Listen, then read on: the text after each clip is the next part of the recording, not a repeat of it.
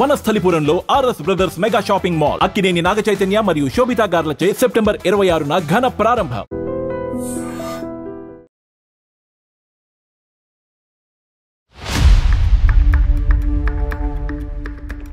అసలు H1B visa అంటే ఏంటి?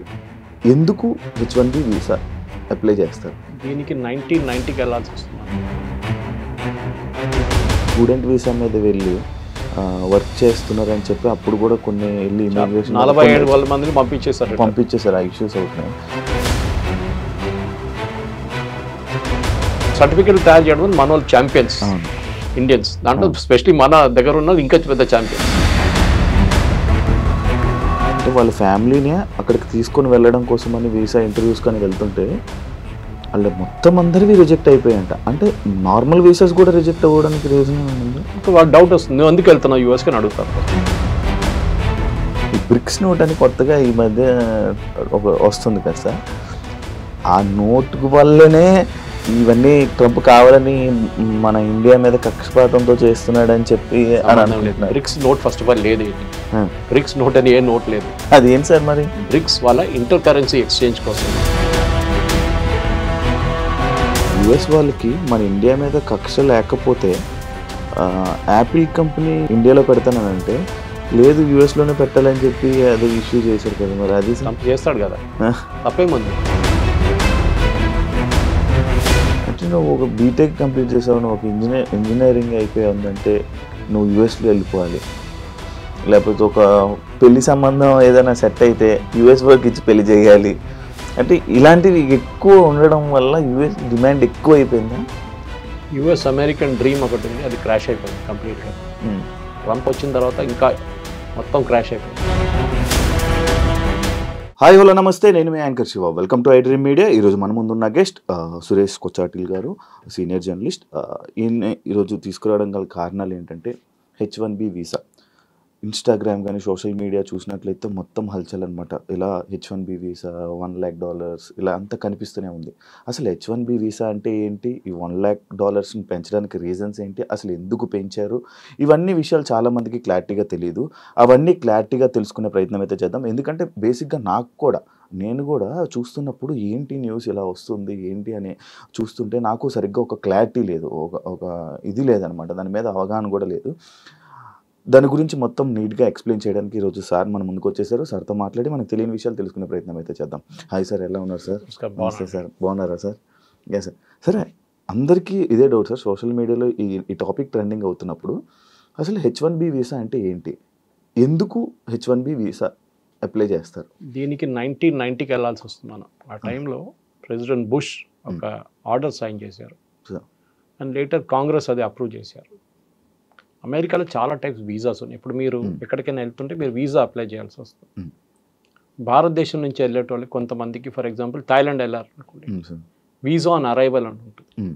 నేను అక్కడ పనిచేస్తాను, నాకు తెలుసు. వీసా ఆన్ అరైవల్ అంటే అక్కడ వెళ్ళంగానే ఎయిర్పోర్ట్లోనే 2200 బాట్లు కట్టేసి, అంటే వాళ్ళ కరెన్సీ కట్టేసి ఫామ్ ఫిల్అప్ చేసి మీకు అక్కడే స్టాంప్ కొట్టి వీసా ఇచ్చేస్తారు. That is visa on arrival. మిగతా కంట్రీస్కి ముందే వీసా అప్లై చేయాల్సి వస్తుంది.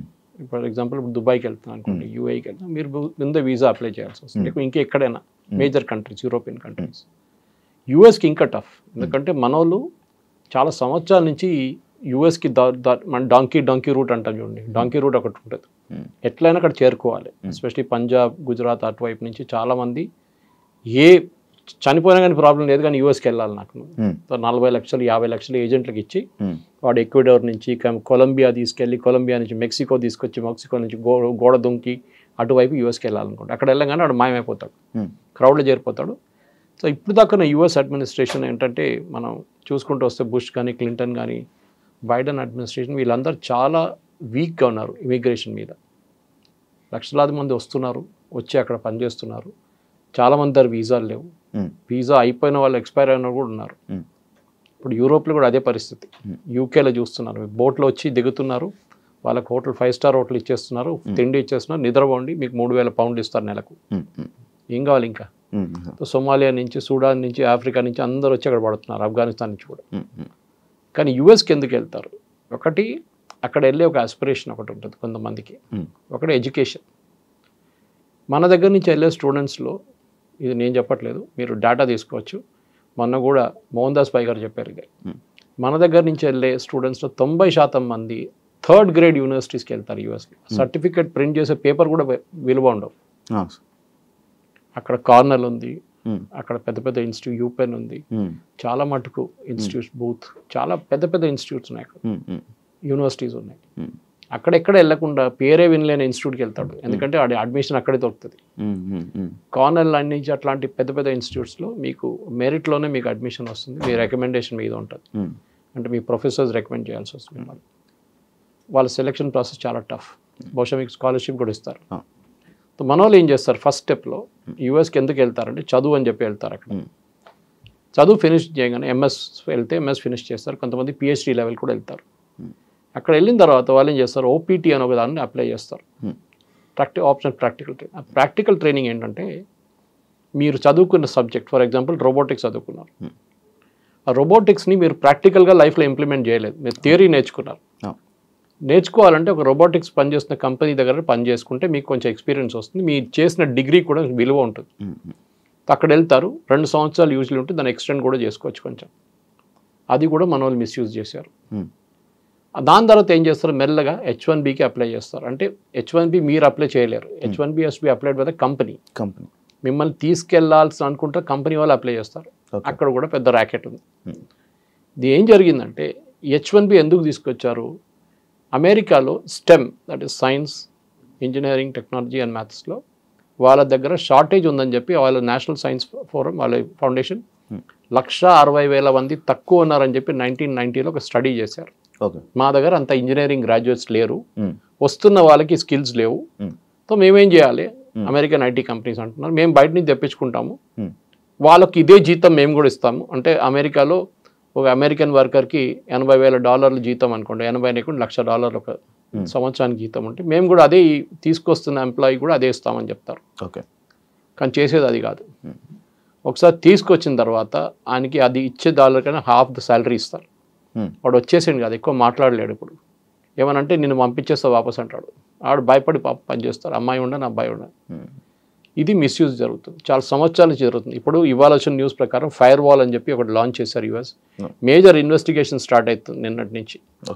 వాళ్ళ యూఎస్ లేబర్ డిపార్ట్మెంట్ ప్రతి వీసా, ప్రతి H1B కానీ మిగతా వీసాలు కూడా ఇష్యూ చేయడానికి వాళ్ళకి జీతం ఎంత, వాళ్ళు ఎప్పుడు వచ్చిండ్రు అని మొత్తం బయట హిస్టరీ, జాగ్రఫీ అంతా బయట తీస్తున్నారు. ఇప్పుడు దీంతో బహుశా ఒక 50% ఇండియన్స్ పట్టుబడతారు, 100 ఒక మాయమైపోతారు. ఇప్పుడే మాయమైపోతారు చాలా మంది, ఎందుకంటే వాళ్ళందరూ గాయమైపోతారు అక్కడి నుంచి. సార్ గత ఒక మూడు నెలల క్రితము లైక్ ఇదే స్టూడెంట్స్ లైక్ స్టూడెంట్ వీసా మీద వెళ్ళి వర్క్ చేస్తున్నారని చెప్పి అప్పుడు కూడా కొన్ని వెళ్ళి ఇమిగ్రేషన్ 47 మందిని పంపించేశారు. ఆ ఇష్యూస్ అవుతున్నాయి. దానివల్ల ఏమైనా ఎఫెక్ట్ ఏమైనా ఉందా సార్?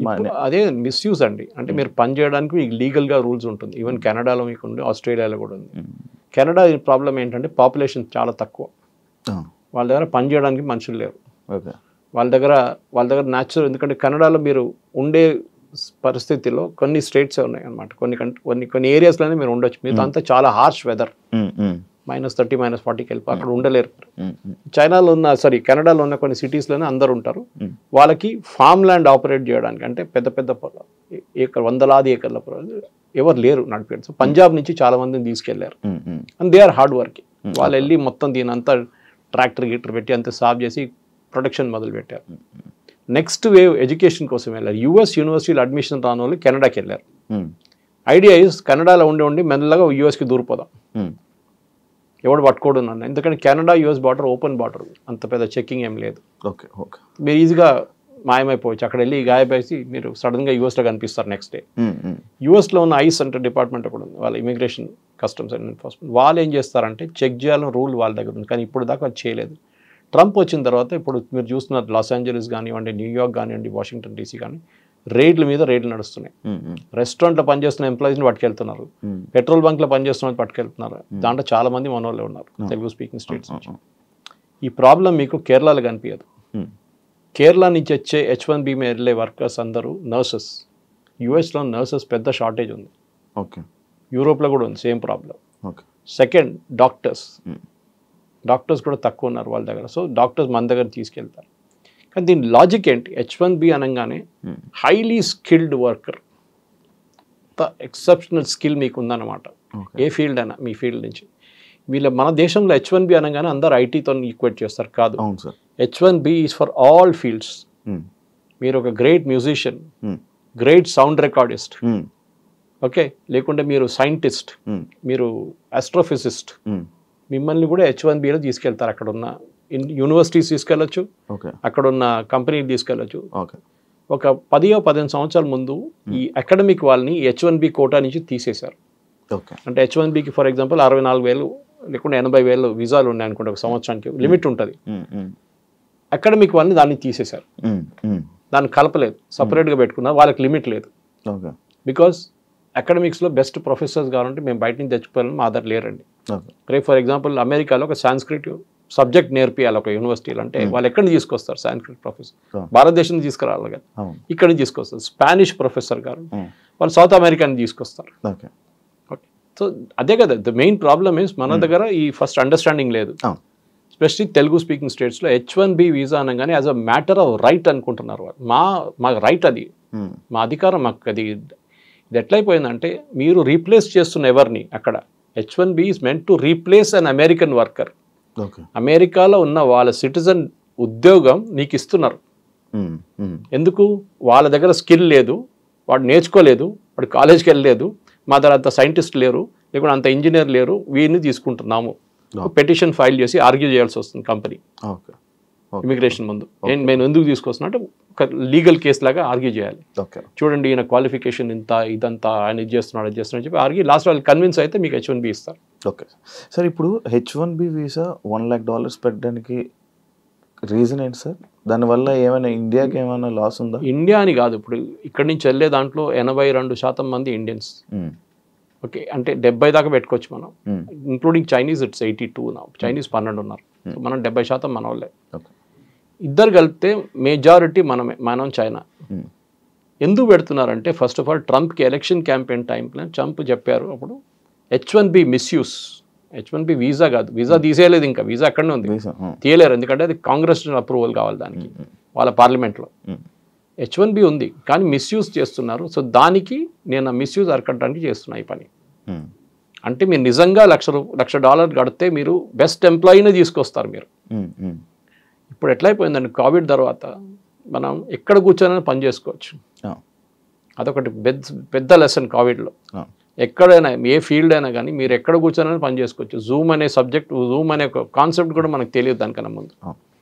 జూమ్ కాల్ అనగానే ఈవెన్ నార్మల్ వీడియో కాల్స్ ఇప్పుడు జూమ్ కాల్ అంటాం. స్ట్రీమ్ యార్డ్ వాళ్ళు కూడా జూమ్ కాల్ అంటారు. ఇప్పుడు వీడియో కాల్స్ కోసం వాడేవాళ్ళు జూమ్ కాల్. ఇప్పుడు చూడండి అది ఎట్లా అయిపోయిందంటే పేపర్ చదవడం మానేశారు చాలా మంది కోవిడ్ టైంలో. దాని తర్వాత పేపర్ సర్క్యులేషన్ పడిపోయింది, 50% ఉంది. ఇప్పుడు కూడా ఇంప్రూవ్ కాలేదు, రికవర్ కాలేదు వాళ్ళు. ఇది ప్రాబ్లం ఎక్కడ వచ్చిందంటే ఈ వీసా టైంలో ఇప్పుడు యుఎస్కి తీసుకెళ్లే దాంట్లో ఈ కోవిడ్ తర్వాత కూడా చాలా మట్టుకు అక్కడున్న వెళ్తున్న వాళ్ళు, ఇక్కడి నుంచి వెళ్తున్న వాళ్ళ క్వాలిఫికేషన్ చాలా తక్కువ. సో వీళ్ళేం చేస్తారంటే ప్యాడింగ్ అప్ రెజ్యూమే అంటారు దాన్ని. అంటే మీకు 5 సంవత్సరాల ఎక్స్పీరియన్స్ ఉందంటే ఇంకొక 5 సంవత్సరాలు దొంగ సర్టిఫికేట్ తయారు చేసుకుంటారు. నేను ఎప్పుడు జోక్ చేస్తాను, మన దగ్గర సాప్ వాళ్ళు దాని లేని సాఫ్ట్వేర్ మనకు యునైటెడ్ స్టేట్స్ ఆఫ్ అమీర్పేటలో దొరుకుతుందండి. అవును, ఎందుకంటే లేని కోర్సు కూడా వాళ్ళు నేర్పిస్తారు మీకు కావాలంటే. అది failure of the engineering college. Ameerpet అనే place is a reflection of what is wrong with engineering college education in Telugu speaking state. Telugu speaking స్టేట్స్లో ఇంజనీరింగ్ కాలేజ్లో చెప్పలేని సబ్జెక్టు లేకుండా ఆ సబ్జెక్ట్ మ్యాటర్ ఎక్స్పర్ట్స్ లేని వాళ్ళు అమీర్పేటలో వచ్చి నేర్పిస్తారు. వాడు అక్కడి నుంచి డైరెక్ట్ యూఎస్కి వెళ్తాడు. ఓకే, సో ఏమైందంటే ఈ స్కిల్ లెవెల్స్ మీకు ఇంప్రూవ్ చేయడానికి ప్యాడింగ్ అప్ రెజ్యూమేస్ చేస్తారు. అంటే 5 సంవత్సరాల ఎక్స్పీరియన్స్ ఉన్నవానికి 5 సంవత్సరాలు. నిన్ననే 3 రోజుల క్రితం హైదరాబాద్లో ఇమిగ్రేషన్లో ఎయిర్పోర్ట్లో కొన్ని పట్టుకున్నారు. యూకే పోతున్న అబ్బాయిని, ఇంజనీరు, బీటెక్ ఎంటెక్ అన్నీ చేసి 5 సంవత్సరాల ఎక్స్పీరియన్స్ తర్వాత వీసా కూడా వచ్చింది మనకి యూకే నుంచి. యూకేలో కన్సల్ట్ వీసా కూడా ఇష్యూ చేశారు. అక్కడ ఎయిర్పోర్ట్లో ఇమిగ్రేషన్ డౌటర్స్ చెక్ చేస్తే బీటెక్ సర్టిఫికేట్ దొంగతనం తెచ్చుకున్నాడు, ఎంటెక్ దొంగతనం తెచ్చుకున్నాడు, ఎక్స్పీరియన్స్ కూడా దొంగ. సార్ ఎయిర్పోర్ట్ ఇమిగ్రేషన్లో చెక్ చేస్తారా సార్? చెక్ చేస్తారు, డౌట్ ఉంటే చెక్ చేస్తారు. మీ బాడీ లాంగ్వేజ్ వస్తుంది తెలిసిపోతుంది వాళ్ళకి. Okay okay. కానీ నా ప్రశ్న ఏంటంటే అది కాదు, ఈ కన్సులేట్ వాళ్ళు ఏం చేస్తారు? యూజువల్లీ ఏం చేస్తారంటే కన్సులేట్ ఇది ఇప్పుడు కాదు, 10 సంవత్సరాలు 15 సంవత్సరాల ముందు మొదలు పెట్టారు. ఒక లింకేజ్ పెట్టుకున్నారు సాఫ్ట్వేర్. జేఎన్టీయూతోని అమెరికన్ కన్సులేట్, జేఎన్టీతోని బ్రిటిష్ కాన్సులేట్, మేజర్ కాన్సులేట్ అందరూ లింక్ పెట్టుకున్నారు. ఉస్మానియాతో మిగతా వాళ్ళు పెట్టుకుంటారు.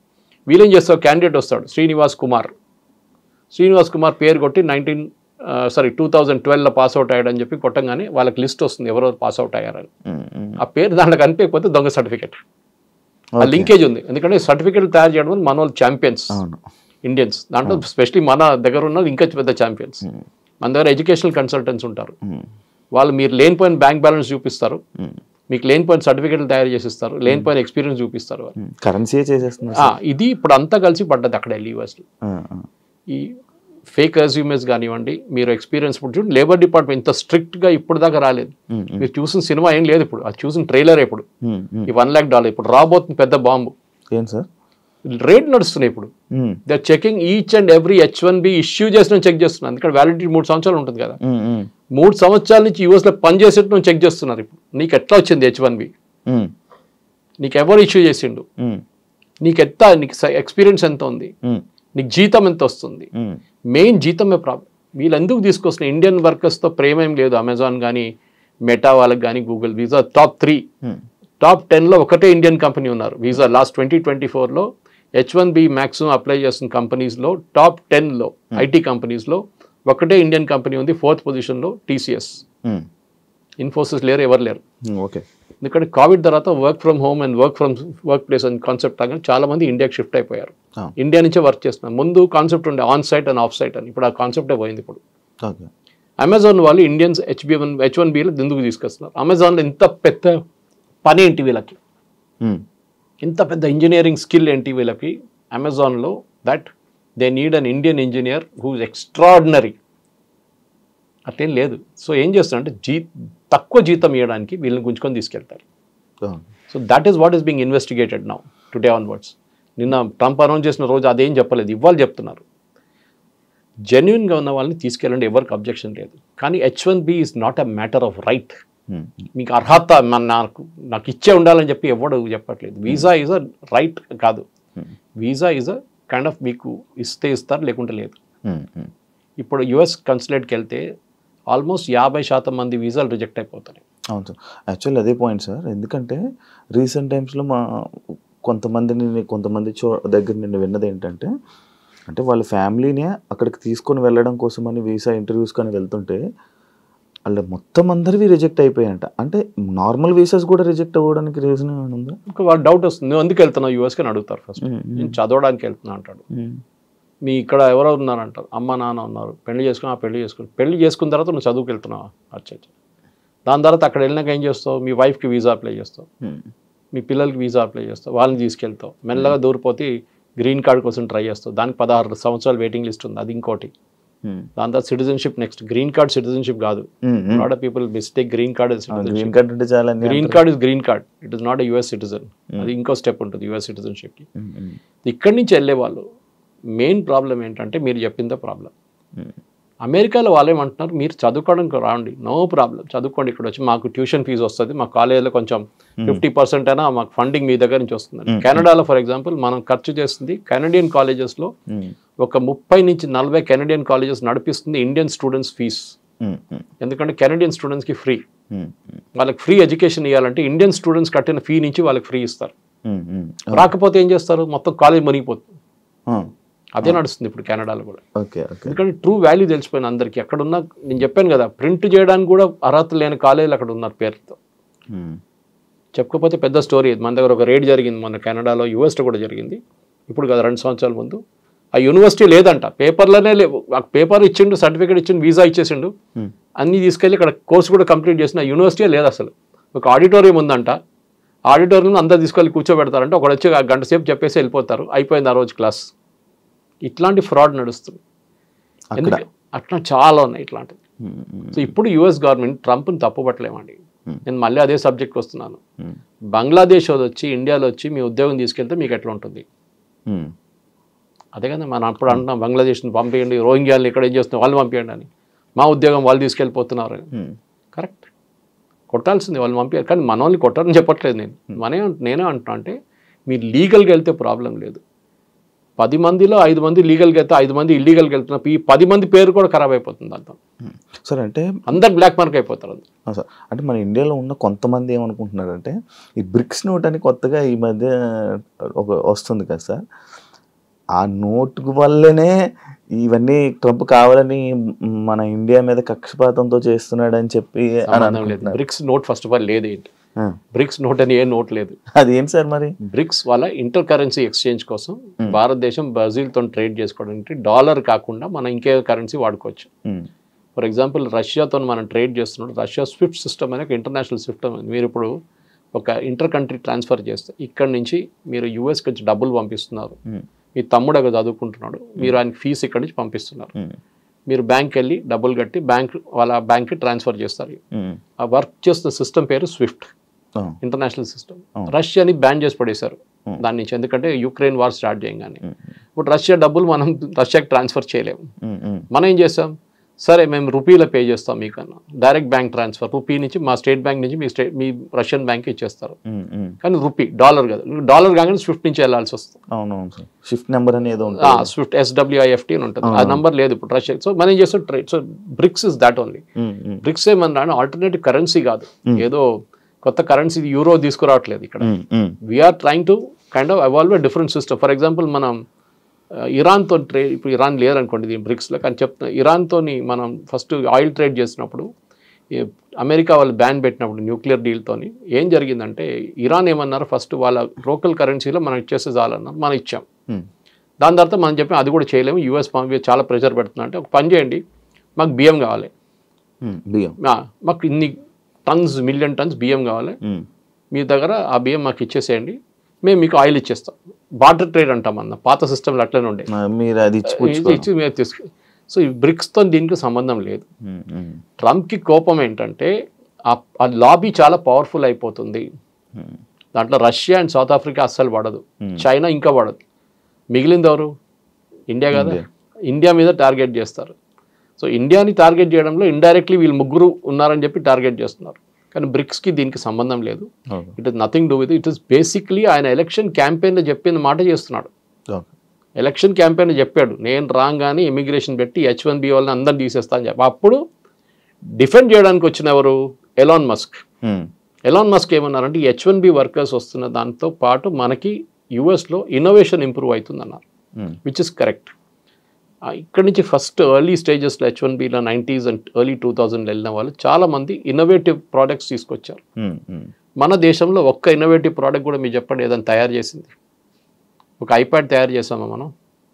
ఒక ఐపాడ్ తయారు చేసామా? ఏం తయారు చేసాం చెప్పండి మనం? We are services country.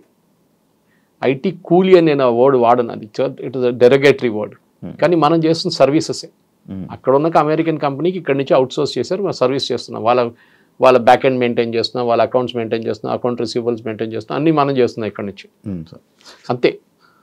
అదే సార్, ఇప్పుడు ఇండియా యుఎస్ వాళ్ళకి మన ఇండియా మీద కక్ష లేకపోతే యాపిల్ కంపెనీ ఇండియాలో పెడతానంటే లేదు యుఎస్లోనే పెట్టాలని చెప్పి అది ఇష్యూ చేశారు కదా, మరి అది చేస్తాడు కదా. సిద్ధరామయ్య ఏమో బెంగళూరులో పెట్టమంటారు, మన కంట్రీలోనే కాంపిటీషన్ ఉంది. అమెరికా ఏమంటారు, మా ఆధార్ పెట్టండి, మా దగ్గర 50,000 మందికి ఉద్యోగం వస్తుంది, ఇక్కడ పెట్టండి అని. అక్కడ ఎందుకు పెడుతున్నావు అని చెప్తారు. చెప్పాల్సిన చెప్తాడు అంతే, వినాల్సిన వింటాడు. అంటే ఇలాంటి సిచ్యువేషన్స్ ఒకటి చూసుకుంటే అది Trump is a businessman. ఆయన real estate dealer, real estate company నడిపిస్తాడు. ఆయన మాట్లాడే లాంగ్వేజ్ అది ఇది అంటే చేస్తావా లేదా అట్లా మాట్లాడతారు డైరెక్ట్. మన దగ్గర రియల్ ఎస్టేట్ అట్లా కాదు, కానీ ట్రంప్ లాంగ్వేజ్ అది. ఇదో స్ట్రైట్ ఫార్వర్డ్ డీలర్. నాకు ఎంత వస్తుంది చెప్పు, నీకు ఇంత ఇస్తాను నేను కథ, ఇది డీల్ అన్నమాట. సో ట్రంప్ చేసేది అన్నీ ఆయనకి అమెరికన్. నేను కూడా CNN ఒక ఒపీనియన్ పోల్ వచ్చింది చూశాను నేను, and CNN is anti Trump. దాంట్లో కూడా చాలా మంది అమెరికన్ ట్రంప్ని సపోర్ట్ చేస్తున్నారు ఇప్పుడు. 2-3 దాంట్లో, ఒకటి ఎకానమీ, సెకండ్ క్రైమ్. చాలా క్రైమ్ ఎక్కువ ఉండే అక్కడ, ఎస్పెషలీ వెనిజువేలా నుంచి వచ్చిన గ్యాంగ్లు, కొలంబియన్ గ్యాంగ్స్ వచ్చి అక్కడ రేప్లు, మర్డర్లు అన్నీ చేశారు యూఎస్లో చాలా సిటీ. వాళ్ళందరినీ పంపించేశారు, మిగతా వాళ్ళని అందరు జైలు వేసేసారు. మూడవది ఎంప్లాయ్మెంట్ టు యూఎస్, అది ఇంకా వాళ్ళు హోప్లో ఉన్నారు. యూఎస్లో మ్యానుఫ్యాక్చరింగ్ తిరిగి రాదు, మర్చిపోండి. కార్ మ్యానుఫ్యాక్చరింగ్ రాదు, స్టీల్ మ్యానుఫ్యాక్చరింగ్ రాదు. చైనా తీసుకెళ్ళిపోయింది, ఒకవైపు మెక్సికో తీసుకెళ్ళిపోయింది, ఇంకోవైపు కెనడా తీసుకెళ్ళిపోయింది. మీ అమెరికాకి ఇప్పుడున్న ఎగ్జిస్టింగ్ టాలెంట్లో basically high technology which they are really good, దాంట్లో డౌట్ లేదు. ఫర్ ఎగ్జాంపుల్ NVIDIA చిప్స్ గురించి మాట్లాడుతున్నాం, వాళ్ళు పెద్ద ఒక ప్లాంట్ పెడుతున్నారు అక్కడ. ఎందుకు ఆ chips is very very critical for AI గురించి. ఏఐలో యూజ్ చేయడానికి అట్లాంటి హై పవర్ఫుల్ చిప్స్ కావాలి మనకి, AI సిస్టమ్స్ వర్క్ చేయడానికి. మిగతా చాలా ఉన్నాయి, పవర్ కావాల్సి వస్తుంది, మిగతా రిక్వైర్మెంట్ చాలా ఉన్నాయి. కానీ NVIDIAని అక్కడ తయారు చేయమంటున్నా అంటే ఇండియాలో తయారు కావట్లేదా? ఇండియాలో కూడా అవుతుంది, తైవాన్లో అవుతుంది, చైనా తయారు చేస్తున్నారు చిప్స్. సో US ఏమంటున్నారంటే, మేము ట్రంప్ చెప్పారు కూడా ఒకసారి, మాకు అండర్వేర్లు బెనియన్ తయారు చేయడం మాకు వద్దు అన్నాడు, ఆ బిజినెసే మాకు వద్దు అన్నాడు. ఎవరు అడిగారు, అది కూడా తీసుకొచ్చి మాకు అదంతా వద్దు, మాకు high value products, which is correct strategy, తప్పేం లేదు దాంట్లో. అవును సార్, యుఎస్కి సంబంధించిన అండర్వేర్ కంపెనీస్ మన ఇండియా నుంచే ఉన్నాయంట కదా. ఫర్ ఎగ్జాంపుల్ కీటెక్స్ మన దగ్గర వరంగల్లో పెట్టిన ప్లాంట్స్, కేరళ నుంచి ఉన్న సాబు జేకబ్, ఆంధ్రాలో కూడా. సో సాబు జేకబ్ గారు is the number 2 supplier in US. అక్కడున్న మేజర్ సూపర్ మార్కెట్స్కి, మాల్స్కి, అక్కడున్న మేజర్ ఇంపోర్ట్ కంపెనీస్కి సప్లై చేసే చిల్డ్రన్స్ ఇన్నర్వేర్ లిటిల్ స్టార్ అంట ఆ బ్రాండ్ని. ఆయన నంబర్ 1. ఆయన కూడా ఇప్పుడు 50% పడగానే బాంబు పడ్డది ఆయన మీద కూడా. ఆయన ఏం చేస్తాడు, ఇండియాలో స్టార్ట్ చేసేసాడు అమ్మమ్మడు. ఇప్పుడు దాకా ఇండియాలో అమ్మలేదు, ఇప్పుడు ఇండియాలో ఒక్కొక్క రోజు 3-4 ఓపెన్ చేస్తున్నాడు అవుట్లెట్స్. 1000 అవుట్లెట్స్ ఓపెన్ చేస్తాడంట ఒక సంవత్సరం లోపల.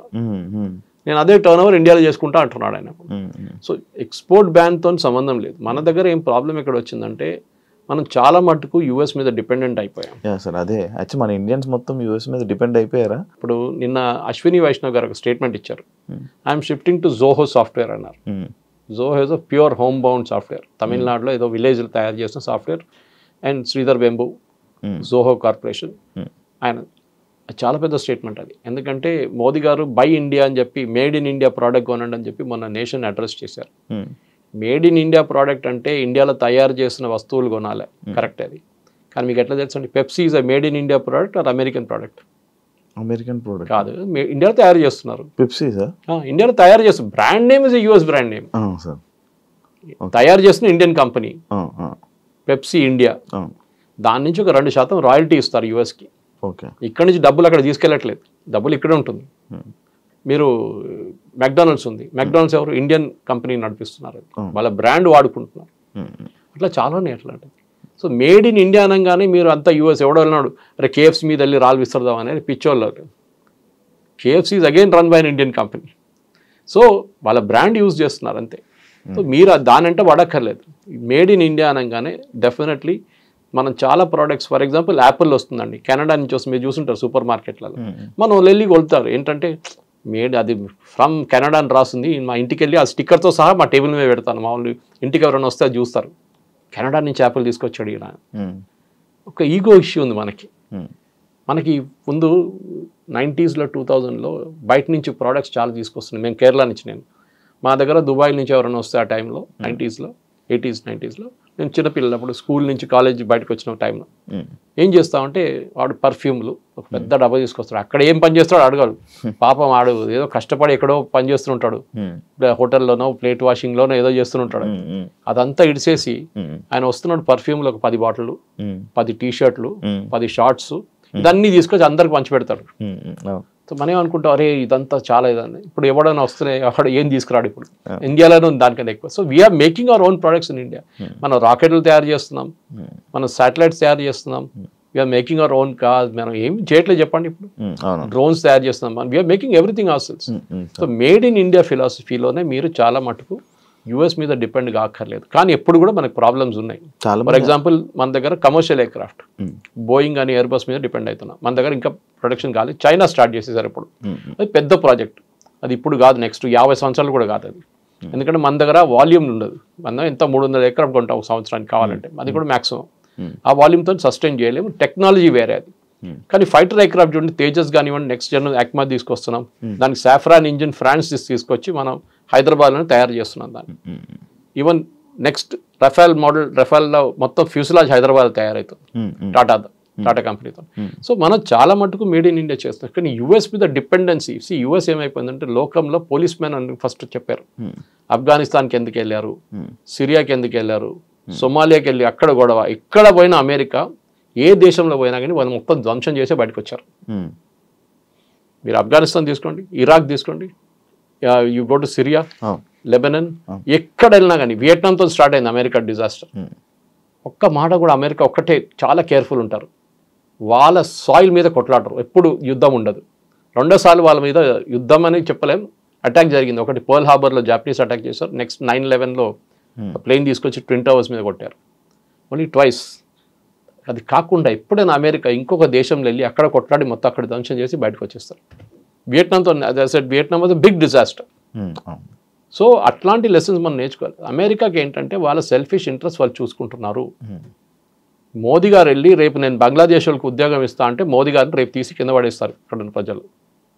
మాకు ఉద్యోగం కావాలి, బంగ్లాదేశ్ వాళ్ళకి వద్దు అని చెప్పేసి అదే పాలసీ ఆయన ఫాలో చేస్తున్నాడు. He's catering to his constituency. ఆయన ఓటర్ల కోసం ఆయన ఏమైనా చేస్తాడు. సార్ మన ఇండియాలో ఎక్కువగా మన తెలుగు వాళ్ళు అంటే నువ్వు ఒక బీటెక్ కంప్లీట్ చేసావు, నువ్వు ఒక ఇంజనీరింగ్ అయిపోయి ఉందంటే నువ్వు యుఎస్లో వెళ్ళిపోవాలి, లేకపోతే ఒక పెళ్లి సంబంధం ఏదైనా సెట్ అయితే యుఎస్ వర్క్ ఇచ్చి పెళ్లి చేయాలి అంటే ఇలాంటివి ఎక్కువ ఉండడం వల్ల యుఎస్ డిమాండ్ ఎక్కువ అయిపోయిందా? యుఎస్ అమెరికన్ డ్రీమ్ ఒకటి ఉంది, అది క్రాష్ అయిపోయింది కంప్లీట్గా. ఇప్పుడు ట్రంప్ వచ్చిన తర్వాత ఇంకా మొత్తం క్రాష్ అయిపోయింది, క్రాష్ ల్యాండింగ్ అయిపోయింది కంప్లీట్గా. ఫస్ట్ ఆఫ్ ఆల్ మనం ఏం చేస్తున్న పెద్ద తప్పు ఏంటంటే we should never antagonize American workers. అంటే అమెరికాలో ఉన్న వాళ్ళ వర్కర్స్ని మీరు పనికిరాదు, మీరు ఇంట్లో కూర్చోండి, మేము వచ్చాం మీ పని చేయడానికి అని చెప్పకూడదు. అది ఎప్పుడు చేయకూడదు, చేసాం మనం. ఇప్పుడు చూడండి, ఇవాళ as we speak department of labour ఒక ఇన్వెస్టిగేషన్ ఓపెన్ చేశారు, ప్రాజెక్ట్ ఫైర్ వాల్ అని చెప్పి యుఎస్లో. దాంట్లో labour secretary personally investigation order చేస్తున్నారు. ఇప్పుడు మీరు H1B మీద వచ్చిన వాళ్ళు ఆల్రెడీ యుఎస్లో ఉంటే వాళ్ళ మీద చర్యలు తీసుకుంటున్నారు. కొత్త వాళ్ళని మర్చిపోండి, $1,00,000 కొత్త వాళ్ళకి, కొత్త వీసాకి. అక్కడ ఉన్న వాళ్ళ మీద ఇన్వెస్టిగేషన్ మొదలు పెట్టారు. మీకు జీతం ఎంత, మీరు ఎప్పుడు వచ్చారు, మిమ్మల్ని ఎట్లా తీసుకున్నారు, మీరు రీప్లేస్ చేసిన అమెరికన్ వర్కర్కి టాలెంట్ ఉందా లేదా అని ఎట్లా చెక్ చేశారు, వానికి ఎగ్జామ్ పెట్టారా, మీకు కూడా ఎగ్జామ్ పెట్టారా? ఏం చేయలేదు. టెక్నికలీ మీరు ఒక అమెరికన్ వర్కర్ని రీప్లేస్ చేస్తే ఆయనకున్న స్కిల్ మీకున్న స్కిల్ ఎట్లా టెస్ట్ చేస్తారు. ఒక రూమ్లో 50 మంది H1B వర్కర్స్, 50 మంది అమెరికన్స్ పెట్టి టెస్ట్ పెడితే తెలిసిపోతే ఎవరికి ఎంత తెలుసు అనేది. అదేం చేయకుండా H1B ఫ్రాడ్ నడుస్తుందని వాళ్ళ అంచనా. ఇప్పుడు మీడియన్ శాలరీ గురించి మాట్లాడుతున్నప్పుడు, మీడియన్ శాలరీ అంటే యావరేజ్ శాలరీ H1B వీసాలు వెళ్ళే వాళ్ళది ఇప్పుడు as per records, American records, government record $1,22,000 per year. Highest is 132 చూపిస్తుంది. ఇప్పుడు 122 ఇస్ యావరేజ్ మీడియన్.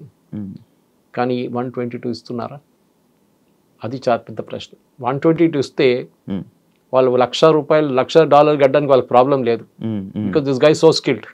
కానీ కాదు కదా, అక్కడే జరుగుతుంది. సో ఈ డిపార్ట్మెంట్ ఇప్పుడు ఏమి ఇన్వెస్టిగేట్ చేస్తున్నారంటే ఈ కంపెనీలు ఎవరైనా ఈ ప్రాబ్లం ఏంటంటే H1Bలో చాలా స్టెప్స్ ఉన్నాయి.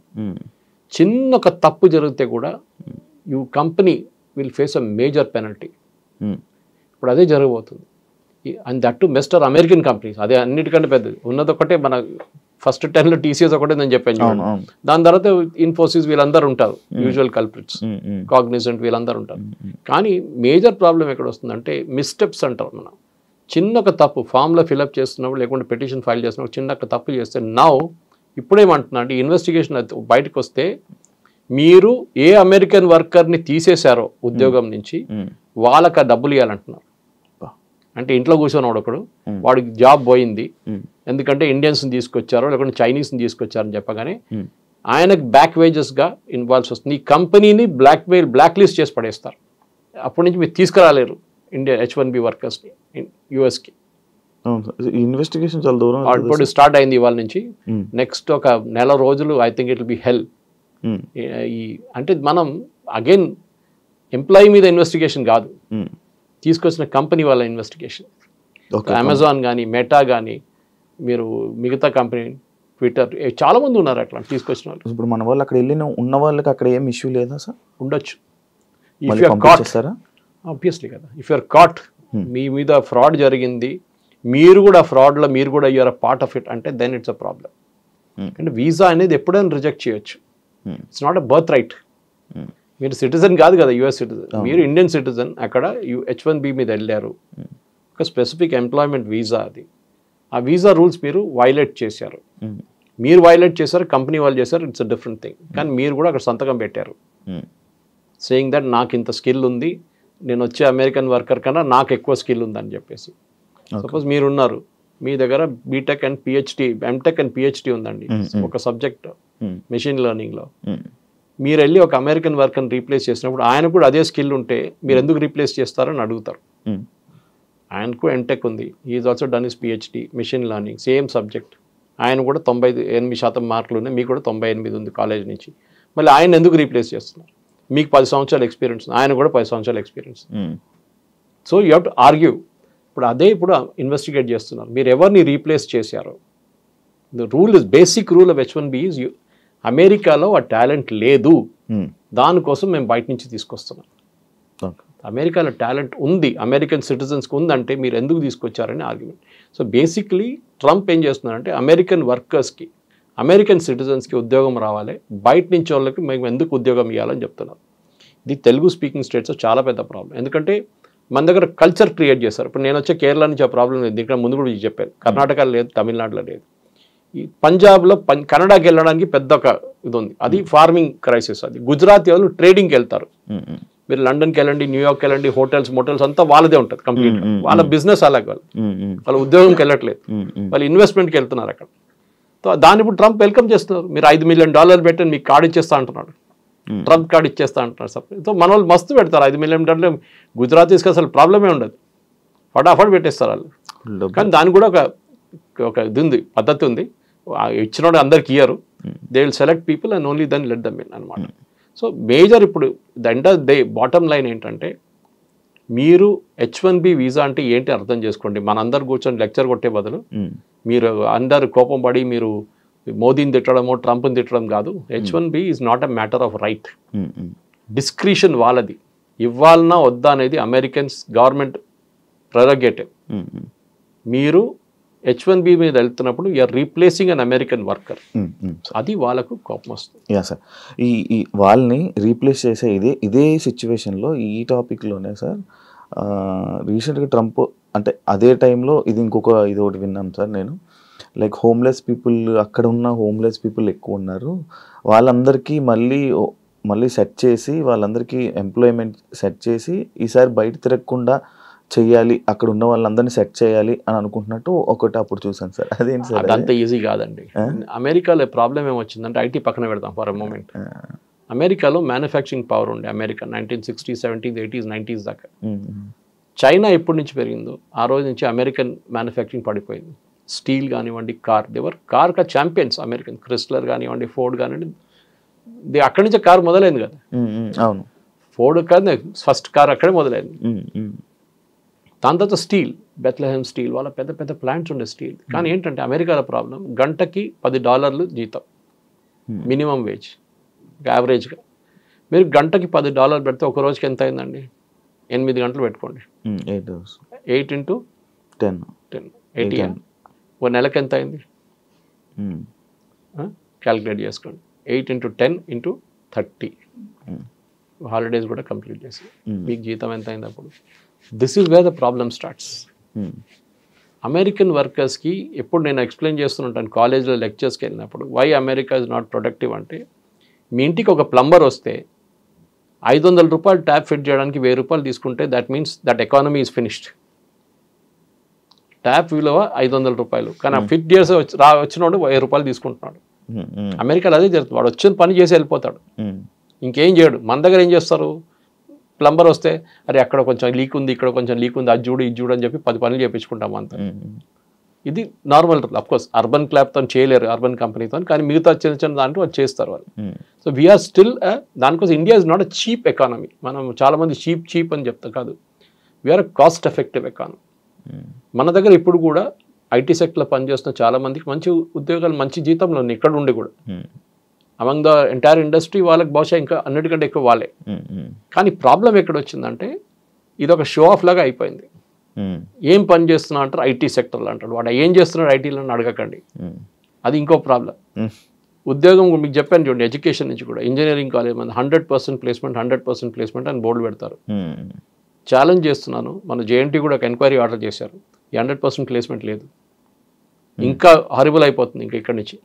సో మీరు టాలెంటెడ్ ఉంటే ఏ ఫీల్డ్ అయినా కానివ్వండి, ఇఫ్ యు ఆర్ టాలెంటెడ్, మీ దగ్గర నాలెడ్జ్ ఉంటే మిమ్మల్ని ఎవడైనా వచ్చి ఎత్తుకెళ్తాడు, నో ప్రాబ్లం. ఎంత డబ్బులు ఇచ్చని తీసుకెళ్తాడు. కానీ మీరు టాలెంట్ లేదు, మీరు ఒట్టిగా హవాలా మాట్లాడుతున్నారంటే మీరు ఎక్కడ వెళ్ళలేరు. మన దగ్గర ప్రాబ్లం ఏంటంటే ఇన్డెప్త్ నాలెడ్జ్. ఎందుకు అమెరికన్ యూనివర్సిటీకి వెళ్తున్నారండి? మన దగ్గర యూనివర్సిటీలు లేవా? మన దగ్గర ఇంత మంచి ఐఐటీలు ఉన్నాయి, మనతో బిట్స్ పిల్లలు ఉన్నాయి, మన దగ్గర ఇండియన్ ఇన్స్టిట్యూట్ ఆఫ్ సైన్స్ ఉంది. మళ్ళీ ఎందుకండి మీరు అమెరికాకి వెళ్తున్నారు? ఇది ఒకటి. ఏమంటున్నారంటే మన దగ్గర ఎడ్యుకేషన్ ఎస్పెషల్లీ పోస్ట్ గ్రాడ్యుయేట్ లెవెల్లో అంత క్వాలిటీ లేదు, దానికోసం అమెరికాకి వెళ్తున్నాను. సరే మీరు వెళ్ళారు, చదివి ఎంతమంది రిటర్న్ వచ్చారండి? అది లేదు. ఆస్ట్రేలియాకి వెళ్తారు, ఆస్ట్రేలియన్ యూనివర్సిటీస్ క్వాలిటీ అంతే సంగతి. కెనడా కూడా అంతే, దీనికన్నా ముందు చెప్పాను మీకు అది. సో మీరు ఎడ్యుకేషన్కి వెళ్తున్నారా? Are you going for permanent employment? Permanent తిరిగి రావడానికి మీరు చూడలేదు, అసలు తిరిగి చూడలేదు మీరు. ఇది ఈ అమెరికన్ డ్రీమ్. మీరు అడిగిన ప్రశ్న జవాబు ఇది. ఆ అమెరికన్ డ్రీమ్ అయిపోయింది. Forget the American dream. Okay, మీరు కావాలంటే వర్క్ వీసాలు వెళ్ళండి, మీటింగ్లు అటెండ్ చేయండి, వచ్చేసేయండి. కానీ you cannot go there and stay and make a living. దీనికన్నా ముందు వెళ్ళిన వాళ్ళు దేవర్ లక్కీ, వాళ్ళు గ్రీన్ కార్డ్ వచ్చింది, దాని తర్వాత సిటిజన్షిప్ వచ్చి చాలామంది ఇండియన్స్ ఉన్నారు దాంట్లో. కానీ ఇంకా ఇక్కడి నుంచి ముందుకు వెళ్తూ it will become very tough. నిన్న ట్రంప్ యునైటెడ్ నేషన్స్ మాట్లాడినా కూడా చెప్పారు యూరోప్ గురించి, మీరు ఇమిగ్రేషన్ పాలసీ మిమ్మల్ని ముంచేస్తుంది, మీరు బయట నుంచి వాళ్ళు అందరు తీసుకుంటున్నారు, మీరు మునిగిపోతారని చెప్పి నిన్న వార్నింగ్ ఇచ్చారు, యూకే ఎస్పెషలీ. ఇది కరెక్ట్. బికాస్ మీరు బయట నుంచి ఎవరైనా తీసుకొస్తున్నారు, మీ లోకల్ సిటిజన్స్ మీ వ్యతిరేకంగా ఓటేస్తారు మీకు రేపు. అది ట్రంప్ గెలిచింది ఎందుకంటే he said I will bring back, make America great again, MAGA అని చెప్పారు. ఆ కాన్స్టిట్యున్సీ కోసమే ట్రంప్ పనిచేస్తున్నారు, ఇంకా ఎవరి కోసం పనిచేయట్లేదు. అయితే సార్ మ్యానుఫ్యాక్చరింగ్ అంతా మనకి సగం ఒక 50% మనం ఎక్స్పోర్ట్ ఇది చేసేది మొత్తం మనం చైనా నుంచే కదా సార్. అయితే ఈ H1B ఈ వీసా రేట్లు ఎప్పుడైతే $1,00,000 చేశారో ఇదే టైంలో చైనా లైక్ కే వీసా అని చెప్పి ఒకటి రిలీజ్ చేయడం జరిగింది. అంటే ఇప్పుడు ఇక్కడ చాలామంది అటు షిఫ్ట్ అయిపోయే అవకాశాలు ఏమైనా ఉన్నాయి? ఎందుకు చైనా మ్యానుఫ్యాక్చరింగ్లో ఒక టైంలో క్వాలిటీలో వాళ్ళు చాలా హారబుల్ ఉండేవాళ్ళు. మన అందరు జోకులు కొడుతున్నాయి, 6 నెలలు పనిచేస్తుంది చైనా ప్రోడక్ట్, సీరియల్ బల్బ్ ఉండొచ్చు, లేకుంటే హీటర్లు ఉండొచ్చు. ఇప్పుడు చైనా చాలా ముందుకు వెళ్ళిపోయిందండి ఇన్ టర్మ్స్ ఆఫ్ మ్యానుఫ్యాక్చరింగ్. వాళ్ళు BYD కార్స్ చూడండి, వాళ్ళకి ఏం తక్కువ కాదు టెస్లాతో. They are as good as any company. China వాళ్ళ క్వాలిటీ చాలా మంచిగా పెంచుకున్నారు, ఎందుకంటే వాళ్ళు ఎక్స్పోర్ట్ చేస్తున్న కంట్రీస్, వాళ్ళు they are exporting to Europe, exporting to US. వాళ్ళ సేఫ్టీ స్టాండర్డ్స్ చాలా స్ట్రిక్ట్. మీరు అక్కడ కార్లు అమ్మలేరు వాళ్ళ సేఫ్టీ స్టాండర్డ్ మీట్ చేయకపోతే. మన కార్లు ఎక్కువ వెళ్ళట్లేదు బయట US కంతా, ఎందుకంటే మన సేఫ్టీ స్టాండర్డ్ అంత మంచి కాదు మనది. క్రాష్ టెస్ట్ చేస్తే కూడా మనం పాస్ కావు. మన చైనా నుంచి మనం చాలా మంది ప్రోడక్ట్స్ తెప్పించుకుంటాం. మీరు చెప్తున్నారు చూడండి, ఐఫోన్ ఇప్పుడు కూడా మ్యానుఫ్యాక్చరింగ్ శ్రీపెరంబదూరులో నడుస్తుంది, ఇప్పుడు ఢిల్లీలో మొదలు పెట్టారు, అండ్ గుర్గాం వైపు. ఈ ఐఫోన్లో కూడా ఇప్పుడు కూడా మనం 12% కాంపోనెంట్స్ చైనా నుంచి వస్తుంది. అది మన టైం పడుతుంది, సంవత్సరం 2 సంవత్సరాల్లో we will be able to make the same things, flat bed panels కానీ మిగతా ఏమైనా కానీ. ఇప్పటికి మన చైనా దగ్గర నుంచి మనం నేర్చుకోవాల్సింది అంటే కోవిడ్ టైంలో సప్లై చైన్ మొత్తం డిస్టర్బ్ అయిపోయింది. ఫర్ ఎగ్జాంపుల్ మనం ఫార్మస్యూటికల్స్లో మనం బేసిక్ ఫార్మస్యూటికల్స్ మర్చిపోయి APIs అంటారు దాన్ని, మనం దాన్ని మర్చిపోయి, అంటే బేసిక్ రా మెటీరియల్ మనం ముందు తయారు చేస్తుండే పటాన్చెరులో, జీడి మెట్లంతా. అది మనం ఏమన్నా దాని వాల్యూ అడిషన్ లేదు. గ్రానైట్ రాయి ఇచ్చే బదులు దాన్ని కోసి అంత పాలిష్ చేసి గ్రానైట్ కాబట్టి నాకు ఇంకా 10,000 10 times or 20 times వాల్యూ వస్తుందని చెప్పి we got in to formulations. ఇప్పుడు మన ఫైనల్ ప్రోడక్ట్ తయారు చేసి డాక్టర్ రెడ్డీస్ కానివ్వండి, భారత్ బయోటెక్ కానివ్వండి, BE కానివ్వండి, ఎవరైనా కానివ్వండి, వీళ్ళు తయారు చేసి పంపిస్తున్నారు USకి. దానికోసం 50% డ్యూటీ వేసినప్పుడు, టారిఫ్ వేసినప్పుడు ఫార్మస్యూటికల్స్ లేదా లిస్ట్లో చూసారా మీరు? ఎందుకు? ఫార్మస్యూటికల్ మీద ఉండాలి కదా. ఎందుకంటే అమెరికన్ కన్స్యూమర్కి అన్నిటికంటే చీపెస్ట్ డ్రగ్ అమ్ముతుంది భారతదేశం నుంచి, మోస్ట్ కాస్ట్ ఎఫెక్టివ్ డ్రగ్ మన దగ్గర నుంచి వెళ్తుంది. India the pharmacy capital of the world అంటాం. 2 కేటగిరీస్ ఎగ్జామ్ చేశారు దాని నుంచి, ఒకటి IT సెక్టర్, ఇంకోటి ఈ ఫార్మసీ. ఎందుకంటే బేసిక్లీ IT సెక్టర్ పెడితే అమెరికన్ కంపెనీస్గా నష్టం అవుతుంది, వాళ్ళ బాటమ్ లైన్ పోతుంది, కంప్లీట్ వాళ్ళ నష్టాలు వచ్చేస్తారని చెప్పి IT కంపెనీస్ మీద ఏం పెట్టలేదు. అదే టైంలో ఫార్మా కూడా పెట్టలేదు, ఎందుకంటే భారతదేశం నుంచి ఫార్మా రావాల్సిందే. ఎందుకంటే $50 మీరు ఎక్కువ చేస్తే కట్టాల్సింది అమెరికన్ కన్స్యూమర్, ఇండియన్ కంపెనీ కాదు. టారిఫ్ కూడా ఎవరు కడుతున్నారు? అమెరికాలో ఎవరు ఇంపోర్ట్ చేస్తున్నారు ఆ కంపెనీ కడుతున్నారు. వాళ్ళు ఏం చేస్తారు, అది కన్స్యూమర్ తీసుకుంటారు డబ్బులు. ఇండియన్ కంపెనీకి ఏం కావట్లేదు. దే ఆర్ డిమాండ్ తగ్గుతుంది. ఎస్, మీకు $10 వచ్చిన ప్రోడక్ట్ $15 ఇస్తే మీరు ఇంకోడైనా $10 అమ్ముతున్నాడు చూసి తిరుగుతారు మీరు సూపర్ మార్కెట్లో. కానీ fortunately or unfortunately for us China కూడా అదే బ్రాకెట్లో వచ్చేసింది. సో మనకు ప్రాబ్లం లేదు. కానీ చైనా దగ్గర నుంచి చైనా కాదు, even Europe will start tomorrow. Europe కూడా Indian professional, highly skilled Indian professional కోసం కొత్త వీసా సిస్టమ్ పెట్టి మీరు అమెరికా నుంచి మీరు వస్తే మా దగ్గరికి రండి అని చెప్పి. ఎందుకంటే మన దగ్గర చాలామందికి ఇంటికి తిరిగి వచ్చి నేను యూఎస్ నుంచి రిటర్న్ అని చెప్పగానే ఒక ఇన్సల్ట్ లాగా ఉంటుంది మన వాళ్ళకి. చాలామందికి సైకలాజికల్ ప్రాబ్లం ఉంటుంది. చూడండి, అది it's not a easy thing. దానికి కౌన్సిలింగ్ కావాల్సి వస్తుంది. సడన్గా మీ ఉద్యోగం పోయింది, లేకుంటే మీకు H1B లేదు, మిమ్మల్ని రిటర్న్ పంపిస్తారంటే people will get into depression. ఆ డిప్రెషన్ కాకూడదు. దానికోసం ఏం చేస్తుంటే మీరు అదే quality of lifestyle European కంట్రీస్కి వెళ్ళండి, ఆర్ చైనాకి వెళ్ళండి, అక్కడ పని చేసుకోవచ్చు. ఒక్కటే మాట చెప్పలేరంటే నేను ఎక్కడున్నా మీ కొడుకు అంటే చైనాలో ఉన్నా చెప్పాల్సి వస్తుంది అంతే. యూఎస్ అని చెప్పలేము, అదొక ప్రాబ్లం. కానీ you will have equally good. ఎందుకంటే చైనా కూడా రీసెర్చ్ అండ్ డెవలప్మెంట్ చాలా ముందున్నాం మనకన్నా. ద నంబర్ ఆఫ్ PhDs ఆ చైనాలో ఉన్నది చాలా ఎక్కువ. అండ్ వాళ్ళది ల్యాబ్ టు మార్కెట్ అంటారు. అంటే మీరు చేసిన PhD పేపర్ కోసం పేపర్ మీద రాయడం కాదు, ఆ PhDకి ఒక విలువ ఉంటుంది. దాన్ని మార్కెట్కి తీసుకొచ్చి దాన్ని ఎక్స్ప్లాయిట్ చేస్తే ఒక ప్రోడక్ట్ తయారవుతుంది. ల్యాబ్ టు మార్కెట్లో చైనా ఇస్ ఛాంపియన్ PhDsలో. ఈవెన్ యూరోప్ కూడా అంత లేదు. సో డెఫినెట్గా చైనా వీసా పెడితే చాలామంది వెళ్తారు అక్కడ, దానికి డౌట్ లేదు. Taiwan is another country. Chip డిజైనింగ్లో దర్ నంబర్ 1. వాళ్ళు కూడా డెఫినెట్లీ ఎక్స్ప్లాయిట్ చేస్తారు దీన్ని. ఆల్రెడీ మన దగ్గర నుంచి ఒక 50 మంది ట్రైనింగ్కి వెళ్ళారు అక్కడ చిప్ డిజైనింగ్ కోసం. మన ఐ థింక్ టాటా జబ్స్ వెళ్దాం ఒక ట్రైనింగ్ అక్కడ. సో ట్రైన్ చేసి తీసుకొస్తారు వాళ్ళని. అట్లనే మన వాళ్ళు కూడా న్యూ మార్కెట్స్ చూసుకోవాల్సి వస్తుంది. టారిఫ్ పెట్టినప్పుడు అదే చేసాం మనం. కొత్త మార్కెట్కి వెళ్ళాం, యూరోప్కి వెళ్ళాం, మిగతా దేశాలకు వెళ్ళాం, సౌత్ ఆఫ్రికాకి వెళ్ళాం. Now Indians have to do that. And Sridhar Vembu చెప్పినట్లని ఆర్ కమ్ బ్యాక్ హోమ్. మనం ఇనీషియల్ స్టార్టింగ్ ట్రబుల్ ఉంటుంది, కానీ 5 సంవత్సరాల్లో అమెరికాకి ఏది నష్టం అవుతుందో మనకు అది గెయిన్ అవుతుంది. H1Bలో we will be able to do more innovations in India. మనం కూడా ఇండియా నుంచి కొత్త కొత్త ప్రోడక్ట్స్ తయారు చేద్దాం, సర్వీసులు కాదు. We'll let us do products from India. అది చాలా ఇంపార్టెంట్. అంటే ఇప్పుడు ఇదంతా H1B వీసా ఎఫెక్ట్ మొత్తం పడేది ఎవరైతే ఫేక్ దేనికి సంబంధించిన సర్టిఫికేట్స్కి సంబంధించిన ఇలా ఎవరైతే దొంగగా అక్కడ ఉంటున్నారో వాళ్ళకి ఎఫెక్ట్ అవుతుందే కానీ ప్రతి ఒక్కరికి కాదు. సో ఇక్కడ కూడా H1Bలో దొంగ సర్టిఫికేట్ అని చెప్పట్లేదు. I think that is the miscommunication here. దొంగ సర్టిఫికేట్ జనరలీ పోతుంది. అవును అవును. మీరు ఎక్స్పీరియన్స్ చూపించినాడు 10 సంవత్సరాల నుండి 20 సంవత్సరాలు చూపించడానికి అక్కడ ఎక్స్పీరియన్స్ సర్టిఫికేట్ తయారు చేస్తారు. దాంట్లో మనం ఛాంపియన్స్. ఓకే. ఇప్పుడు ఈవెన్ ఇంటర్వ్యూస్లో ఫేస్ టు ఫేస్ ఇంటర్వ్యూస్ చేపిస్తున్నారు ఇప్పుడు పెద్ద పెద్ద IT కంపెనీస్. ముందు కెమెరా ముందు పెడితే పక్కన ఒకటి కూర్చొని ఆన్సర్ చేస్తుండే. అది చేసి ఇప్పుడు నా ఫేస్ టు ఫేస్ కంపల్సరీ చేశారు.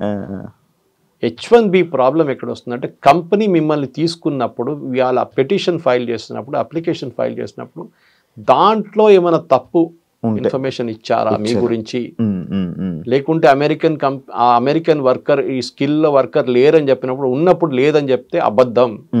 అప్పుడు ప్రాబ్లం కంపెనీకి వస్తుంది, మీ వీసా కూడా ఇంపాక్ట్ అవుతుంది దాంతో. Thank you sir, thank you so much sir. నాకు తెలియంది అండ్ చాలా మందికి తెలియని ఇన్ఫర్మేషన్ని చాలా చక్కగా మంచిగా పాస్ చేసినందుకు. ఒక్కటే డిస్క్లైమర్ ఏంటంటే, నేను చెప్పిందంతా వేదవాక్యం అనుకొని అన్నీ need not take it as truth. మీరు కూడా ఎక్స్పర్ట్స్ ఉంటారు దీంట్లో, ఈ ఫీల్డ్లో. నేను చాలా మటు చదివి రీసెర్చ్ చేసిన సబ్జెక్టే నేను మాట్లాడతాను. కానీ రోజుకి ఇది ఎంత మలుపు తిరుగుతుంది. రోజుకి ఒకరోజు చెప్పింది కాదు, నెక్స్ట్ ట్రంప్ ఇదే కదా. ట్రంప్ దగ్గర ఇవాళ అడిగితే పిల్లి ఏ కలర్ అంటే తెల్లదంటాడు, నెక్స్ట్ డే నల్లదంటాడు. అది ట్రంప్ ప్రాబ్లం అనమాట. సో మనం కూడా we should be constantly on the lookout. And especially నాకు అన్నిటికంటే పెద్ద వరి ఏంటంటే ఈ లేబర్ ఇన్వెస్టిగేషన్. ఇది ఇవాళ దాకా జరగలేదు. ఇది పెద్ద ఒక థ్రెట్. రాత్రికి రాత్రి బహుశా H1B క్యాన్సల్ కావచ్చు, ఎగ్జిస్టింగ్ వన్ కొత్తల్ని మర్చిపోండి. So this is what I want to say. ఉన్నవాళ్ళు. Thank you sir, thank you so much sir. మళ్ళీ ఇంకో కొత్త ఇన్ఫర్మేషన్తో మళ్ళీ జనాలకి ఇచ్చే ప్రయత్నంలో మళ్ళీ కలుద్దాం sir. Thank you so much sir ఆ ఇంటర్వ్యూకి వచ్చినందుకు. చూసారు కదా ఇంటర్వ్యూ, ఇంకో గెస్ట్తో మళ్ళీ మీ ముందు కలుస్తాం. అంతవరకు థ్యాంక్ యూ సో మచ్. నిజంగా ప్రస్తుతం ఉన్నటువంటి సమాజం దేనికి ప్రయారిటీ ఇస్తుంది? ఆర్థిక సంబంధాల చుట్టూ మాత్రమే తిరుగుతుంది. మళ్ళీ ఎన్నికలంగానే చాలా విరక్తి కలుగుతాను. మంచి అనిపిస్తుంది కదా, లేడీస్ కూడా ఛాలెంజింగ్ జాబ్స్ చేసినప్పుడు చాలా బాగుంటది. ట్రాఫిక్ అసిస్టెంట్స్ గా నియమించిన ట్రాన్స్జెండర్స్ అందరితో సాల్యూట్ చేయించుకుంటున్నారు. ఫుడ్ డెలివరీ ఇవ్వటానికి వెళ్ళినటువంటి డెలివరీ బాయ్ అనిల్ పై కళ్ళ ముందు